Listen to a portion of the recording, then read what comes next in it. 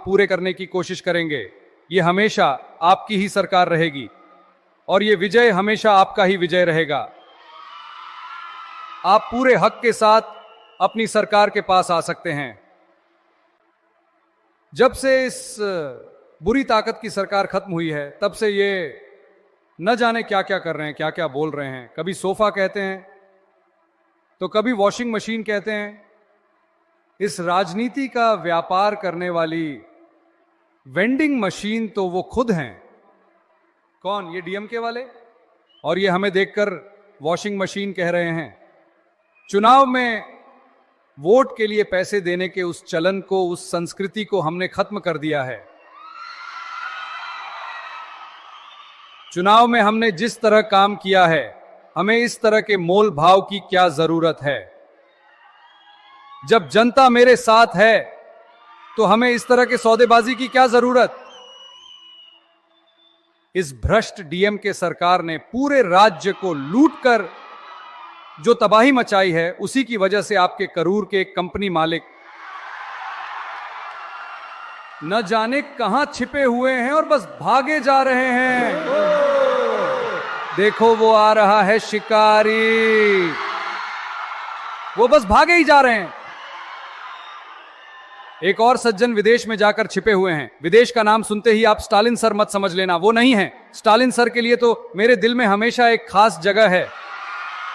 वो नहीं है, ये कोई और हैं जो सिंगापुर चेकअप के लिए गए थे। नो, न जाने जांच में और कितने लोग फंसने वाले हैं। अगर आपसे कोई रिश्वत मांगे तो साफ मना कर दीजिए, मैं आपके साथ हूं।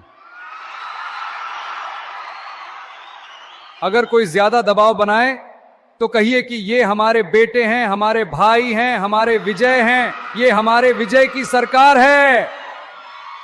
ऐसा पूरे दम से कहिए। लोगों, जब आप साथ हैं तो सिर्फ रिश्वतखोरी ही नहीं, सत्ता के नशे में चूर कोई भी हो वो घुटने टेक देगा। ये जो कर्तव्य, गरिमा, अनुशासन के सिद्धांतों वाली पार्टी हुआ करती थी, आज उसका क्या हाल है ये आप अच्छे से जानते हैं। यानी इस टीवी के पार्टी के अध्यक्ष का विरोध करने का उनका एक कारण है, क्योंकि उन्होंने उनके धंधे पर पानी फेर दिया है। क्या? उन्होंने भ्रष्टाचार और रिश्वतखोरी को खत्म करने की बात करके आपकी राजनीति को सड़क पर ला खड़ा किया है, और जनता भी सिर्फ उसी पर भरोसा कर रही है। तो इस विजय का विरोध करने का उनका एक राजनीतिक कारण है, यह समझा जा सकता है। लेकिन आज इस विजय को जनता ने वोट देकर जिताया है, अपना फैसला सुनाया है और लोगों के काम करने के लिए मुख्यमंत्री की कुर्सी पर बिठाया है।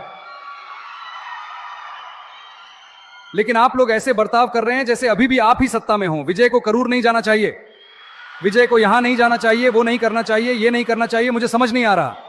जब आप सत्ता में थे तभी आपने इतने नियम बनाए थे, एसओपीज बनाए थे, स्टालिन सर ने ऑपरेटिंग प्रोसीजर्स बनाए थे। अभी भी वही कर रहे हैं। ये क्या बात हुई सर? मैं बस ऐसे ही पूछ रहा हूं, क्या आप अभी भी सपने में हैं? पहले जागिए, हकीकत में आइए। आपकी सरकार को गए और टीवीके की सरकार आए बहुत समय हो गया है। ठीक से पढ़ो, ठीक से पढ़ो कहकर सुप्रीम कोर्ट ने जब उनके सिर पर जोर का झटका दिया है, इतनी बड़ी फटकार के बाद भी अगर ये डीएमके नहीं सुधरती तो फिर कुछ नहीं हो सकता। जीत हार तो राजनीति में चलती रहती है सर, उसके लिए सत्ता के पीछे इस तरह पागल होने की जरूरत नहीं है। मैं अच्छे के लिए ही कह रहा हूं, साफ सुथरी राजनीति कीजिए। ओहो, वो तो आपको आती ही नहीं है ना। इस बुरी ताकत को सुधारा नहीं जा सकता, और अगर ये सोचें कि वो खुद सुधर जाएंगे तो ऐसा भी नहीं होने वाला। इसलिए आने वाले इस उपचुनाव में लोगों, इस बुरी ताकत डीएमके को अच्छे से सबक सिखाइए। भरोसा रखिए लोगों, सब अच्छा होगा, जीत हमारी ही होगी। मेरे दिल में बसने वाले